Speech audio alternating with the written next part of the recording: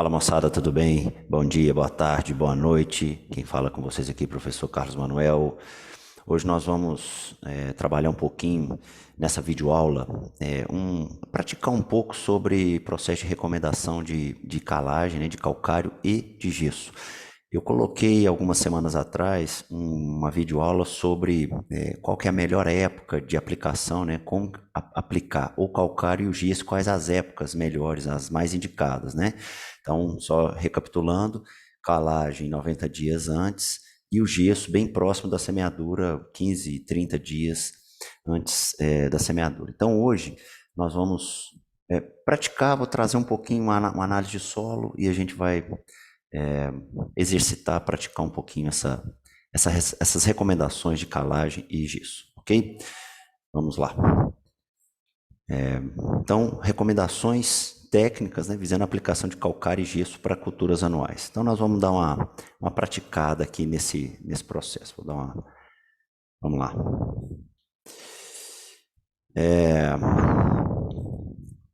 Vamos lá, ó. Então, eu trouxe uma análise aqui, uma análise de solo, evidentemente só a parte química, né? Para a gente observar o que esse solo tá mostrando para a gente no sentido da gente trabalhar a recomendação. Então, calagem, calcário, a gente trabalha sempre na camada de 0 a 20 centímetros, né, da análise de solo, e o gesso sempre na camada de 20 a 40. Então, vamos lá trabalhar.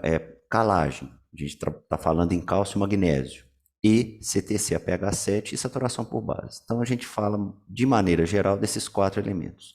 Quando a gente pega essas interpretações aqui, né, de valores, a gente nota que o cálcio ele está baixo, o magnésio ele está baixo, a CTC está em 5 aqui, e a saturação por base em torno de 37, 38%, o que a gente quer fazer com isso? Quando a gente observa que essa saturação está 37, o que a gente precisa fazer? Elevar essa saturação. Para quê? Para que eu eleve o cálcio, o magnésio e o potássio e reduza o hidrogênio desse solo. Ou seja, que eu eleve esse pH para um pH levemente ácido, para que eu tenha esse nível de pH, esse índice de pH, o mais próximo possível da maior absorção de macro e micronutrientes que a raiz pode ter naquele momento, né? Então, um pH em torno de 6, 6,5. Então, a gente vai fazer essa calagem justamente isso, fornecer cálcio e magnésio e reduzir essa quantidade de hidrogênio. O alumínio também é importante a gente retirar, mas a gente observar que o alumínio está zero nessa análise. Então, tudo que está aqui de hidrogênio mais alumínio é hidrogênio. Então, a gente precisa reduzir esse hidrogênio e acrescentar outras bases neste solo. Então, quando a gente observa esta saturação, isso aqui é a porcentagem real de bases na CTC a pH 7. A gente pode observar que o hidrogênio ele está ocupando 62% da CTC a pH 7. O alumínio não tem nada, zero. O potássio, 5%.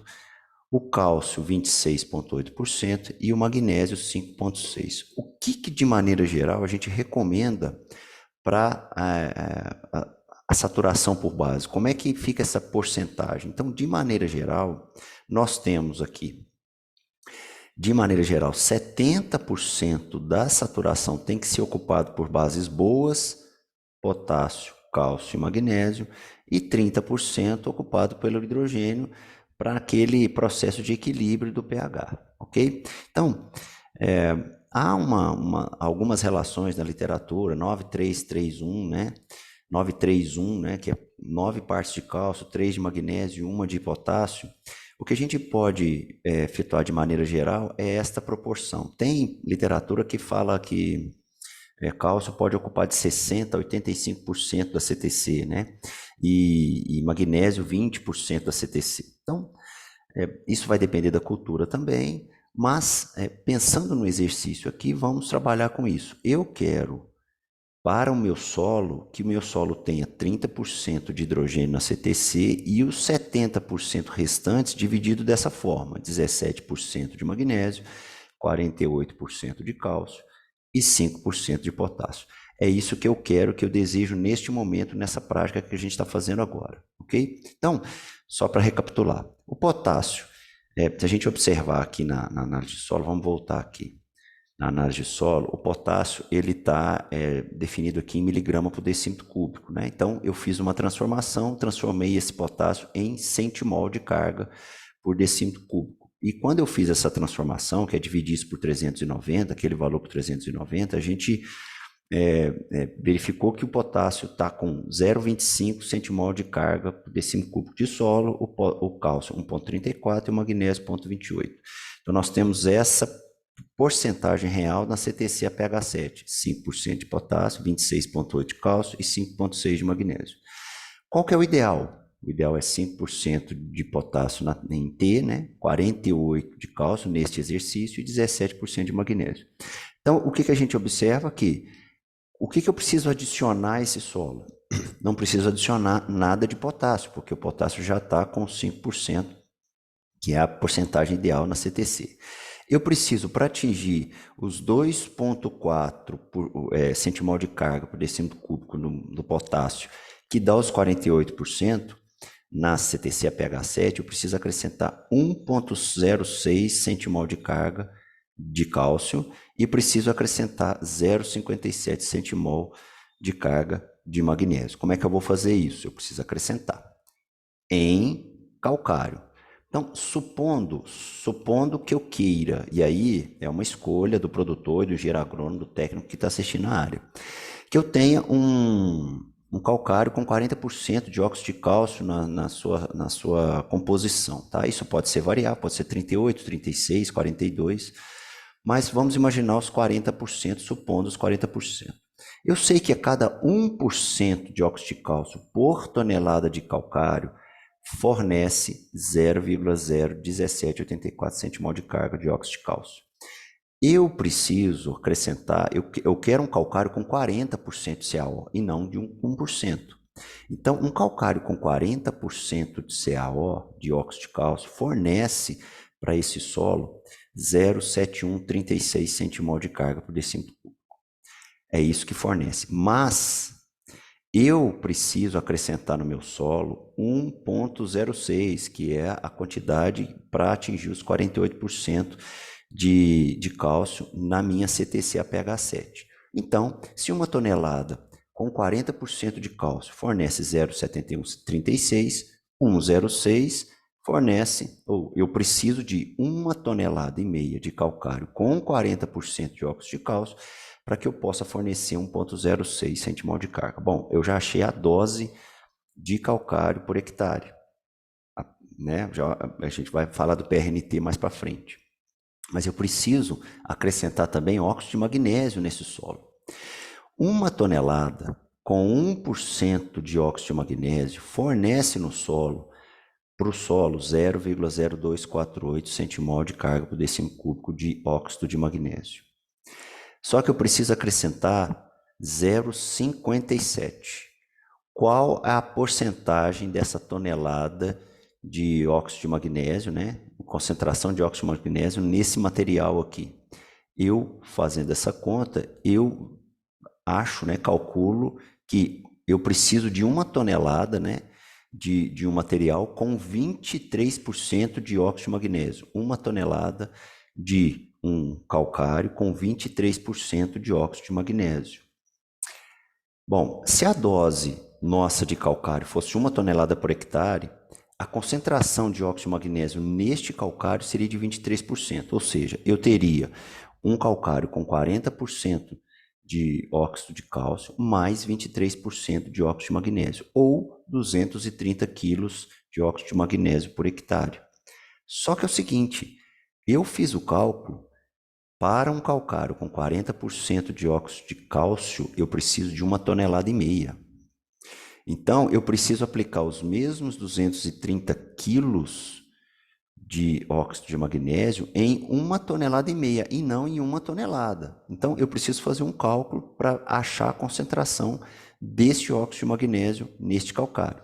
Então, quando eu divido 230 quilos de óxido de magnésio, que é a concentração de 23%, por 1,5, que é a tonelada, né, que é a dose que eu achei de calcário com 40% de óxido de cálcio, o resultado é 153 quilos de óxido de magnésio por tonelada, com calcário com 40% de óxido de cálcio.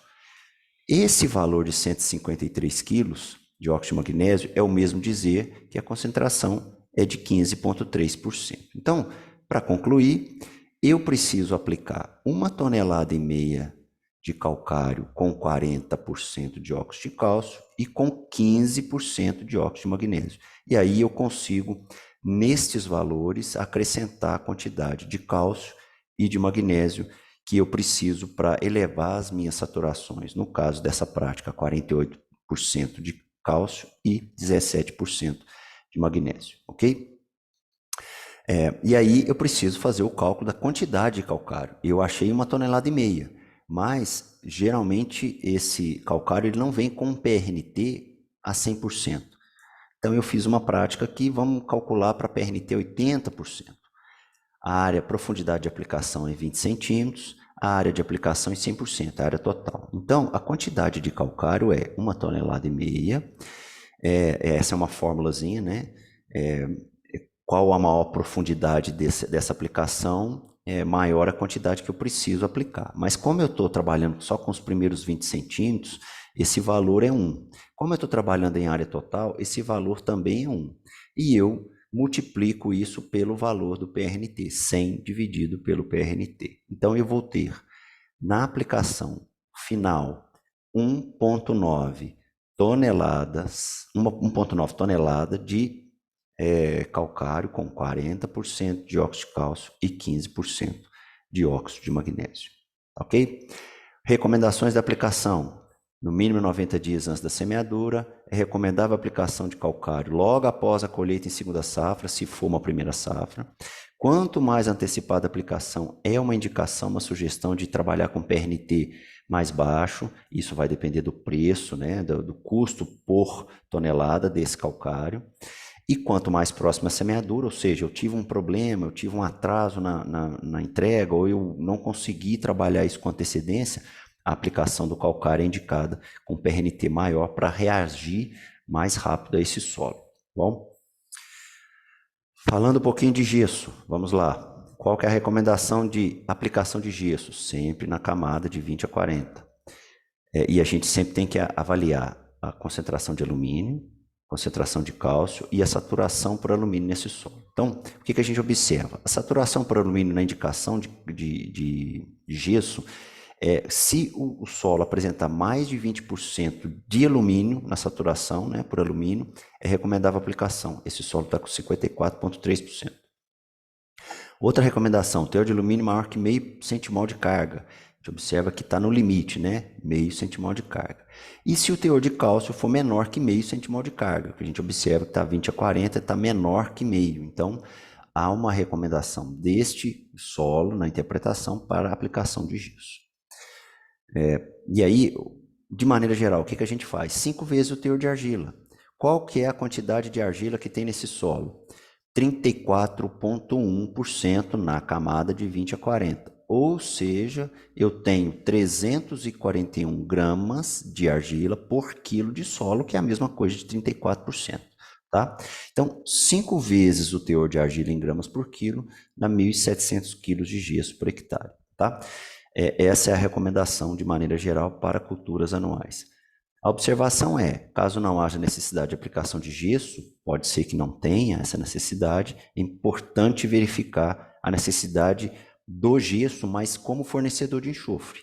É importante porque as culturas anuais elas precisam desse macronutriente, né? Então, e o gesso é um fornecedor de enxofre. Então, é importante a gente verificar essa quantidade de enxofre que a planta precisa e fazer uma aplicação, mesmo que não precise de gesso, fazer uma aplicação visando o fornecimento de enxofre para as plantas, seja que planta for, soja, milho, algodão, feijão, etc. Então, posicionamento. Qual o posicionamento de calagem e gessagem com relação às aplicações e à amostra de solo? Então, no final da primeira safra aqui, que vai ser em março, de maneira geral, a gente deveria fazer uma amostragem, uma análise de solo aqui, interpretar isso para que a gente tenha tempo suficiente para fazer essa análise, interpretar essa amostra, né, esse laudo, e fazer as aplicações desse calcário de acordo com a interpretação dessa análise de solo. E lá em outubro, no começo do processo de semeadura, né, 15, 30 dias antes, a gente faz essa gessagem aqui, ok? Bom, pessoal, espero que tenha aproveitado e tenha entendido, né, o processo. Estou sempre à disposição para tirar dúvidas de vocês e estamos sempre à disposição, ok? Fiquem em paz, um grande abraço, tchau, tchau.